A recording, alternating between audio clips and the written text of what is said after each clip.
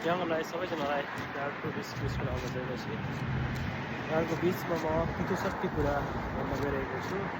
यहाँले सुन्दै गर्दा भन्नुहुन्छ होला सधैँ प्रभु प्रभु मात्र भन्छ, सधैँ यीशु यीशु मात्रै भन्छ, सधैँ त्यही बारे मात्र कुरा गर्छ भन्छ। मैले साँचो मुक्ति पाएको छु भने त म उहाँको बयान नगरिकन कसको मैले साँचो आनन्द पाएको छु त यीशुमा पाएको छु भने त उहाँको बाहेक अर्को कसको म बयान गरौँ त। कि त सत्य यही हो कि मानिसले भन्छन् है म यस्तो गरेँ, म उस्तो गरेँ, मसँग यति पैसा छ, मसँग यति धन यति छ, मेरो यो पोजिसनमा छु भन्छ होइन। मान्छे भन्छन् अमेरिका, अस्ट्रेलिया, युरोप ठुलो ठुलो देशहरू गयो भने त्यहाँ यस्तो आनन्द छ, यस्तो छ, उस्तो छ, त्यहाँको सिटिजन यति पावरफुल छ, त्यहाँको होइन, त्यहाँको बासिन्दा भइसकेपछि यति खुसी आनन्दित होला नि भनेर। हो, संसारमा खुसी छ, आनन्द छ होइन, संसारमा उनीहरूले सबै त्यो पायो भने राम्रो कुरा, नपाउने भन्ने कुरा होइन, सबै पायो भने राम्रो कुरा हो। तर चाहिँ एक दिन मृत्यु छ, त्यो मृत्यु पछाडि चाहिँ सबैजना यहाँको अमेरिकाको पनि मान्छेहरू मरेर जाने माटोमा हो। हामी जहाँ नेपाली भए पनि, जहाँ भए तापनि विभिन्न देशका मानिसहरू पनि, विश्वभरि छरिएका मानिसहरू पनि मरेर जाने माटोमा हो है।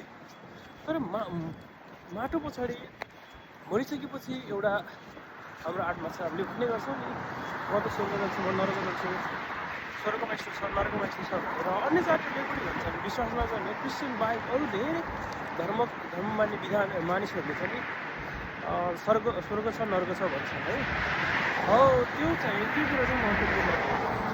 यहाँको अमेरिकाको सिटिजनले चाहिँ हो नै, यो चाहिँ यहाँको अमेरिकाको सिटिजन रहेछ, त्यसरी यसलाई चाहिँ स्वर्ग लानुपर्छ, यो चाहिँ नेपालको रहेछ, यो चाहिँ त्यसरी यसलाई चाहिँ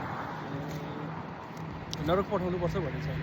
त्यहाँ चाहिँ जसले यीशु ख्रीष्टको रगतले धोइएको छ, जो चाहिँ यीशु ख्रीष्टको रगतले धोइएको छ, त्यो व्यक्ति नै स्वर्ग राज्यमा प्रवेश गर्दछ। त्यो व्यक्ति नै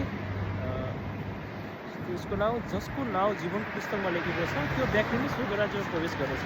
त्यसै कारणले यो संसारमा रहन्छन् धनमान, इज्जत अनि यहाँको पोस्टले यहाँको अब विभिन्न खालको सिटिजन मृत्यु पछाडि एउटा अनन्त गर्छ, एउटा अनन्त जीवन छ। त्यसले चाहिँ जो चाहिँ यीशु ख्रीष्टको रगतले धोइएको छ, जो यीशु ख्रीष्टको रगतले चोखिएको छ, त्यो व्यक्ति नै स्वर्ग राज्यमा प्रवेश गर्छ, त्यो व्यक्ति नै स्वर्ग राज्यमा पुग्दछ।